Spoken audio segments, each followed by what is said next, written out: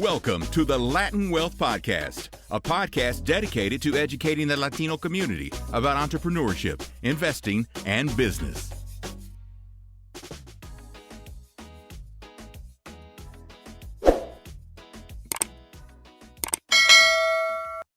Yo, what's going on, Latin Wealth family? Welcome to another episode to Wealth Wednesday. Appreciate y'all for tuning in to this episode. Unfortunately, we are not at the studio today, but it's still going to be a phenomenal conversation. We got some dope topics we're going to be hitting on. Number one, actually, before we hit on the topics, just a quick reminder, a couple different things. Number one, this Friday, we have a podcast interview coming out with a local Latino entrepreneur. So stay on the lookout for that. And next Wednesday, or it's going to be next Wednesday or the one after. But anyways, pretty soon we're going to have somebody on that's going to be talking about Puerto Rico and the whole power grid issue that's been going on out there. You guys know we posted some clips. They went viral. We had somebody hit us up and they were like, yo, I'm in this space. Let's talk about it. So we're bringing him on the show. So stay on the lookout for that as well. But with that being said, on today's episode, we're going to be hitting on Nike and what's been going on with Nike. If you don't know, the Nike stock has dropped from year to date $106 to currently $75. All right. We're also going to be hitting on travel and tourism in Latin America and how, it's really been boosting the region's economy. And we're also going to be tapping into Google as they just funded 20 Black and Latino founders of AI-powered companies with at least $150,000 each. We're going to be talking about all these stories today. But before we do, Jeremiah, how you feeling today, man? I'm feeling great. A lot of good information. Well, let me take that back. I would feel better if I was there. We were doing it in studio in person again, but we're gonna make that happen again. But I'm good at that. We're here. Yeah. We're good. Yeah, we got it in a couple times, man. We'll definitely make it happen again soon. Hopefully, I think it'd be dope if I come to Cali, we find a studio out there and record, knock some episodes out there. But as we brought out, we want to hit on Nike, as they've been dealing with, a couple different challenges. What they're going to kind of reminded me of what Apple was going through at the beginning of this year. Just a bunch of different challenges, just things just hurdles and whatnot. But they revealed some major product changes to repair its declining sales. The sportswear brand is having an off season and it's laying out a new game plan to win back customers. As we stated, year to date, the Nike stock has dropped from $106 to $75. So yeah, I mean, it's been pretty crazy. The CEO, John Donahoe, said for the quarter, we saw a strong gain within the performance product. However, this was more than an offset by decline in lifestyle product. So we're going to hit on this. We're going to talk about this.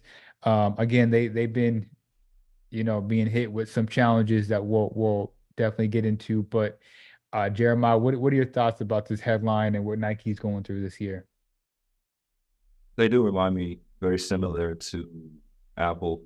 Biggest thing I would say though for Nike is the fact that their recovery is going to be a lot easier than Apple's.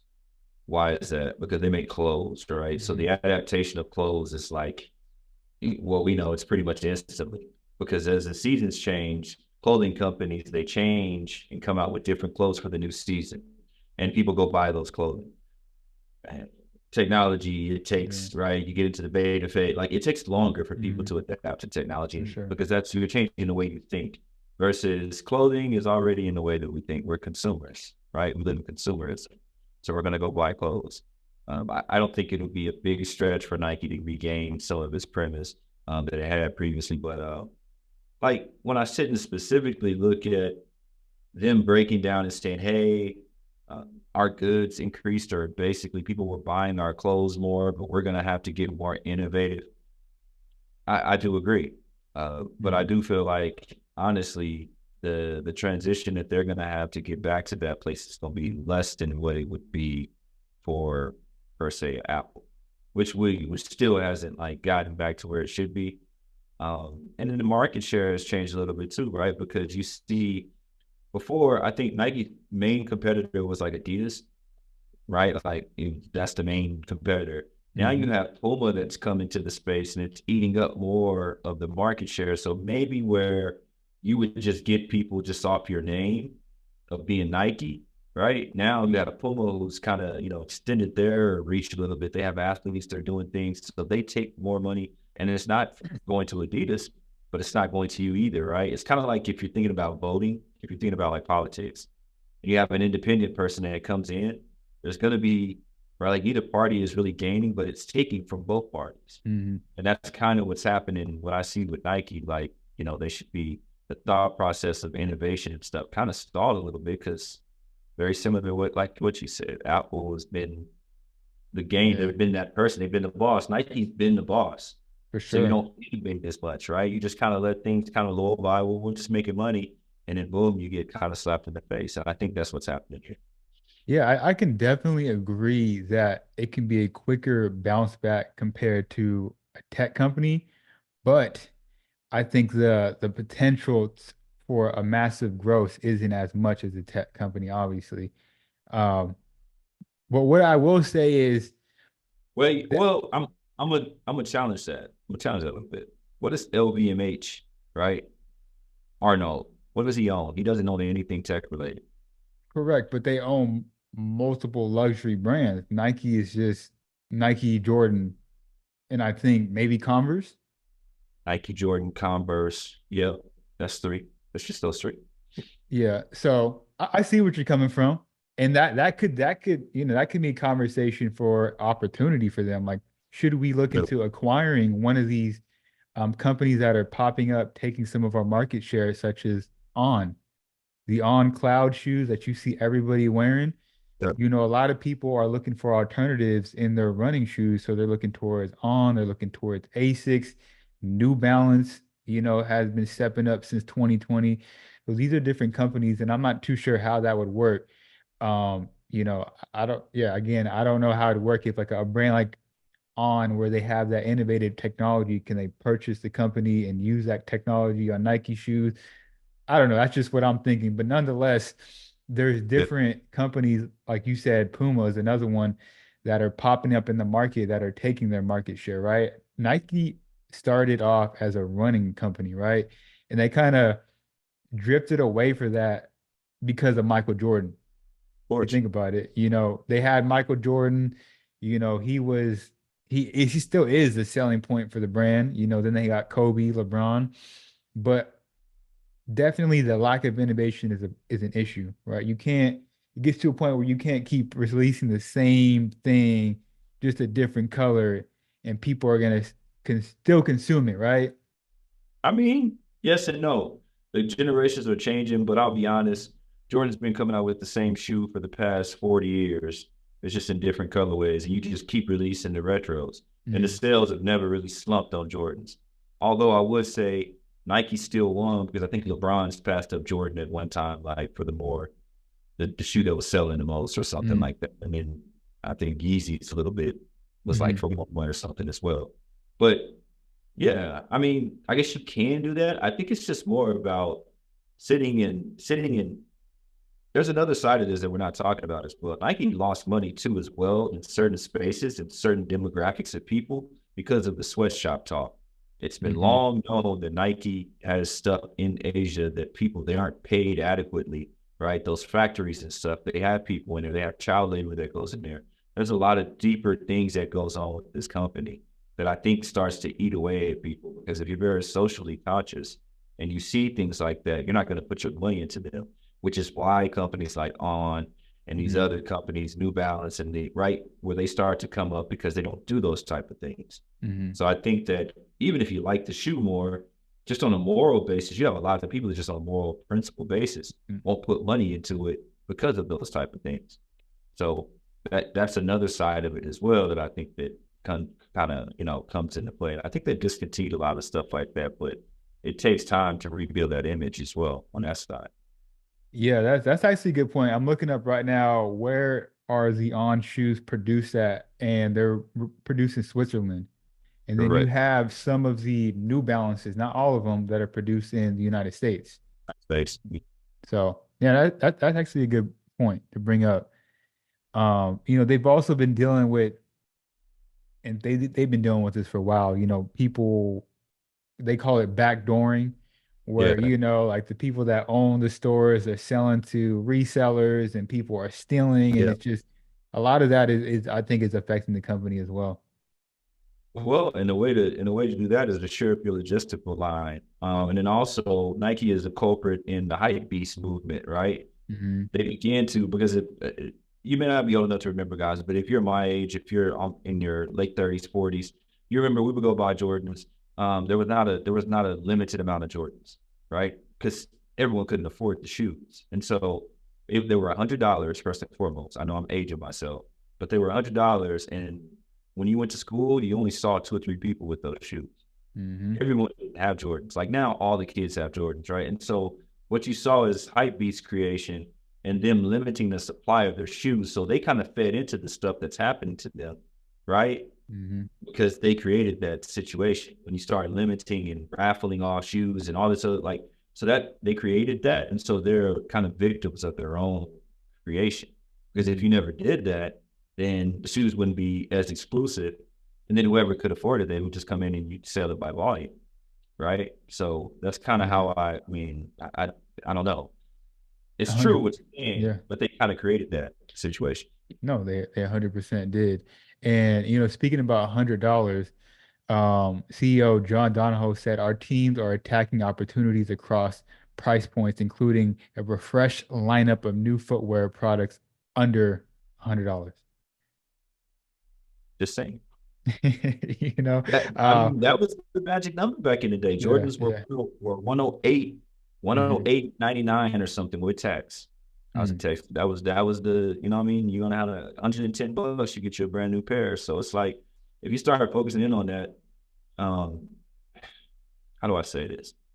Similar to where Tesla was like, hey, I'm going to lower the price of the Model Y, which that Hmm. didn't overly work out for them. But you could do the same thing. And in shoes, it would work because less overhead, less logistical problems. And per volume, if you just sell more shoes, you end up making more money, Hmm. right? And now you're regaining more of the market share because you're more reasonable. One of the biggest things that Nike has always had against it is as time went on, inflation, however we ever want to call it, but the shoes started to be more expensive. I mean, Hmm. Jordan's are 275, 250, LeBron's are 250, right? Giannis shoes are 175, KD's are 175. So like there's no actual shoes for athletes, for people that you want to model your business behind that are below $150. And so, I think that like you said, you kind of got to start to lean back into that and say, hey, if I just sell more shoes, I'm making more money. Yeah, and I think there was, man, I think it was in 2021 where they went the route of they didn't want to sell as much products through like companies like Foot Locker and Champs, and they wanted to go Correct. more direct to consumer. But you get But these some stores are, where people can get the sales. You know what I'm saying? They find the products that are around $100 or whatever. sure. I mean, Yeah. sneakers, they put more time and effort into the sneakers app, right? Which Hmm. is basically their gateway, their online portal for people purchasing those shoes. They put a lot more time into that. But then when you really think about it, your neighborhood Foot Locker, Champs, those type of stores and stuff like that, that's where you went to purchase shoes. There wasn't the internet all like again, Hmm. aging myself, but the internet hasn't always been the way you shopped, right? There was a part of that that was kind of nostalgic in the experience. Going to the store and purchasing that fresh pair and opening it like, instead of waiting until it's shipped to your house from Amazon. A lot of that is just, in a part of the feel of the shoes. And what's crazy is some of Nike's biggest actual proponents of the demographic that purchases the most pair of shoes, a normal pair of shoes, actually within that millennial age gap. Because For we sure. grew up in the golden age of shoes, right? It was a part of culture. It was a part of, right? Like, and so we're in our 30s and 40s, but we're the people that buy the shoes. We're the people that look at the release dates for Jordans because that's what we grew up on. So Hmm. it's something to think about. JD and Champs and all these other stores. Hmm. Maybe they open those relationships back up and then the volume helps them. overall. Yeah, I think that's very important. Um, yeah, I mean, look, I think Nike will always be around. They'll always be a part of the culture. It's, they got that branding. But there are definitely some things that they're gonna have to refresh and update. So it's gonna be interesting to see. And the last quote I'll throw out there, John Donahoe said that we plan to scale a new performance and lifestyle models in spring 2025. So that's kind of hinting at maybe some innovation that they're gonna start incorporating in their products, which should be interesting. See, I see a future partnership with Apple coming. I'll just leave that there. I I don't want to. I think back in the day, didn't they have? I don't know if it was an official partnership where they had Apple. Well, I think they do. They have like a Nike version of an Apple Watch or something like that. Or back Yep. in the day, they had like some chip that would go into your hoop shoe and it Yep. was powered by Apple or something like that. You Yeah. could track analytics. Yeah. In fact, it could run, it could check your foot speed, Yeah. balance your vertical or whatever Hmm. like that. Like I see something coming on that aspect, especially with AI and all that going into it to where now your clothes are basically more adaptive to you and you're like I can see some stuff coming. It's Yeah. I mean, I'm believing that Nike is open to it because they collaborated. I don't forgot the name of the company. I think it's RFTK or something like that. But anyways, they are the company that creates NFTs, right? Mhm. And I don't know if you've seen, but they had the NFT looking shoe, look super futuristic, and actually came out. They're better. I said, all right. It was in the gold and the yellow and black Yeah, yeah, yeah, yeah, yeah, black yeah, box. yeah, Okay. yeah, yeah. I think there is some things that you can scan on it and get some information but that's a little bit of innovation. That's pretty dope that they integrated NFTs and they actually followed through with it. That's gonna take that's a whole nother show. NFTs. All NFTs, man, follow. Yeah. All right. So, hey, we want to hit on travel and tourism in Latin America could boost region's economy by $260 billion over the next decade, according to a report. Um, the report is called Unlocking Opportunities for Travel and Tourism Growth in Latin America. The potential growth depends on three key policies to unlock annualized growth by 3.4%. And these three key policies are focused on investing in infrastructure, improving air connectivity, and simplifying visa procedures. All right. So, uh, look, we definitely have seen a huge growth in tourism in Latin America, especially Central America. I think, social media has a lot to do with that. And then you also have countries like El Salvador that are just cleaning it up and making it a lot more safer for people to come.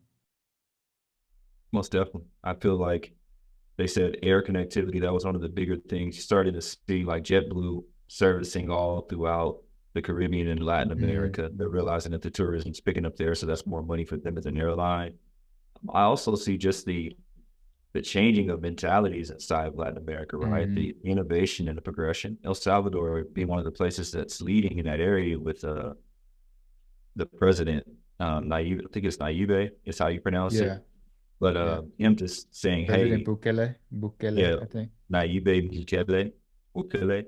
Um, so that I think that his focus on like Bitcoin and Hmm. cryptocurrency and being active in that space and the saying like, hey, we're going to be progressive, and on the backside of it, cleaning up the gangs and saying, hey, we Hmm. need to put them in prison, but then also need to be rehabilitate them. So there's just so many changes that are occurring within Latin America.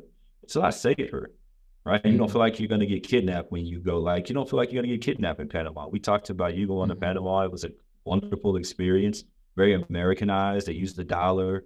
You know, phenomenal place to go. People hear people talking about Costa Rica all the time. I mean, these places are places that are growing in tourism, and the actual fact that it's cheaper. A lot of people are Hmm. moving there too. I don't know if you For saw, but a sure. lot of people are moving to these Yeah. countries.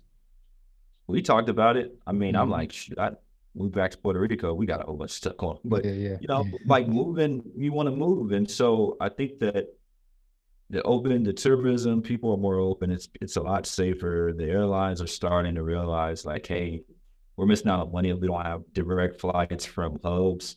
I see Houston flying direct to a lot of places, Miami, even Phoenix now, which is weird, kind of west. But you see all these places, Newark, New York, they're flying direct. So now that they're getting these flights, it's easier for people to go. Even people that move from there, it's easier to go back there. And it's like an exchange of cultures, and that's a lot of money that's going. So you can see the economy that are growing too. Yeah, it's crazy, and I agree with you. It's crazy because I think back in 2017, I actually went to El Salvador, 2017, 2018, and I went with some people, thank goodness. And around that time, I was like, it was cool to experience, but I don't know if I'd come back. But as of recently, social media and what's been happening over there, I'm definitely open to going back out there and exploring. It looked completely different. I mean, I I didn't see some of these dope things that everybody, you know Now what I'm that saying? that's going, yeah, Right. it's changed. With a change in leadership, and Yeah, yeah. things change quite a bit. 100%. And you mentioned like people are starting to move out there. I was just talking to somebody like 2 days ago, Yeah, and he's like, "Oh, I'm in Brazil right now."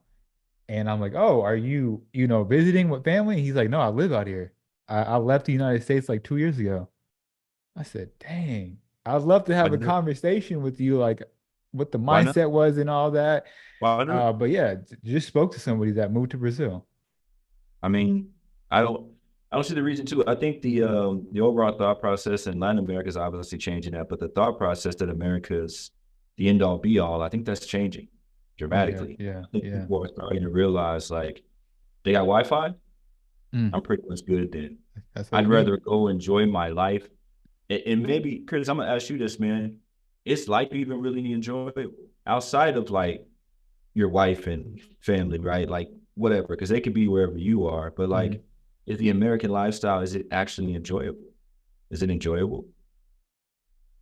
I think that's something I question almost every day. The fact that you question it says something, right? Yeah. Ask that same question of you and me if we obviously technology wasn't here. Mhm. Yeah. Take us back to 2000, pre 9/11, and you ask that question, what do you think resounded? Like, what do you think our answer would be? It is enjoyable. It's enjoyable. It Yeah. was right. So I'm just saying things change over time. And the fact that you even question that, that Hmm. says a lot. Like, I don't know if it is enjoyable. Yeah. Yeah. And I think there's a lot of people that are feeling that exact same way. And you're going to see, increased interest in Latin America. It's right here. If you're 3 to 4 hours from getting back to where you're from on a plane, I mean, why not? Maybe even 6 hours, depending on how Hmm. far south you go. But, you know, Yeah. That's interesting, man. Like, that's funny that you asked that because I was just thinking this morning. Like, look, the only reason why I'll say this, like, if I didn't have my community wasn't as rooted here or like family and whatnot, we definitely would be somewhere else. see? And for me, you take a person like myself, well, I'm not deep in family like that, right? I'm just me, my wife, my direct family, whatever like that. We go wherever we want. We'll just Go move. whatever you want. Yeah. Yeah. So it's like the fact that someone that's here, that's a taxpaying citizen that makes money here in this country, but could just say, hey, I just pick up your friend. I've been gone for 2 years. Hmm. The fact that someone could just do that and it's not even like, Hmm. they don't, like, yeah, I'm loving it. It's We, very interesting. we might need to get ourselves together, man. No, America, no, you're right because you know what? I've even thinking about like the Spanish dual citizenship that we but can get just to 100%. have it. Yeah, You know what I'm saying? 100%. If we have that as Puerto Ricans ability to like get that, then why not do it? Why not? Yeah, that's why I'm like, I'll go back home. I'm just gonna stay. Whatever. I'll come back. I'll keep a house here or whatever. I'll come, if I so choose or whatever. But for the quality of my life and my family and my daughter and my kid, like quality of my kid's life and living on a normal basis, it's a Yeah. completely different quality of life. Mm, And I'm only saying that because that links to what we're saying with Latin America. Why is it surging so much? Because the quality mm, of life is better. People want to enjoy living. Like the baby boomer generation is dying out. Not mm, not to be offensive. But the millennials are now taking over as the majority, right? As the massive. There was 76 million baby boomers. There's 82 million millennials. It's the biggest generation so far, right? Okay. So now the millennials are taking over. And the thought process for millennials are, I'm not going to work at a company for 30, 40 years. Screw that company. They're not giving me something for me, right? That's going to help me in life. Why would, like, I don't owe them. And the thought process is changing. People want to live better. I want to live better. You want to live better. 100%. 100%. No, I agree with that. Yeah, so it's gonna be. I always say it's going to be interesting to see like what happens, but like we're definitely gonna, you know, stay tapped into how Latin America continues to develop, and like you said, I think I even recently seen an article where either Honduras or Guatemala was a place that people or some of the wealthy people are putting their Bitcoin at. Yeah. Have to dig a little deeper into that, but that's like another country that people are kind of, yeah. I mean, you got all the restrictions and stuff that's going on here, but I could put my money there and grow it, and it's kind of unrestricted. I'm not, listen, wealthy people are always going to find an area or a place, not even illicitly, but a place where I can take my money and I can grow it the way I want to grow it. Restrictions and things that are here are good in some cases, right? As long as they're universal. The problem comes when a politician, a senator, or whoever, whatever, has inside trading, all these different things, and there's no real restrictions on them, but there's restrictions on us on the retail side and on the investor side that are, civilian. Yeah. So that inside trading is like a whole nother podcast as well, man. That stuff is crazy. I like actually, we need to broach that for real. Yeah. The stats on that is crazy. It's insane. It's crazy. It don't even make sense. I'm in the state with the worst culprit. Pelosi. Yeah, 100%. Yep. But what I will say that does make sense is Google funding 20 Black and Latino founders of AI-powered companies with each $150,000 to each company. So the tech giant established the Google for Startup Founders Fund to ensure Black and Latino entrepreneurs receive financial assistance and necessary support to influence multiple sectors. So yeah, this is pretty dope. This is big W. This is definitely stuff we like to see. 100%. I want to see big companies that believe in the causes of Black and brown, and it's not fake DEI check boxes. Because a lot of times these companies, they're just trying to get government subsidy. They're trying to get the attention off of them.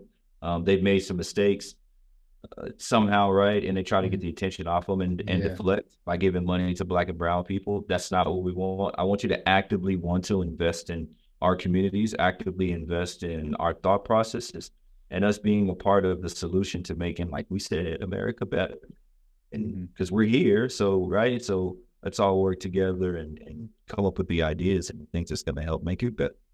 Yeah, 100%. And the money is actually non-dilutive, which means that they don't need to give up any equity. And they also get $100,000 in Google Cloud credits.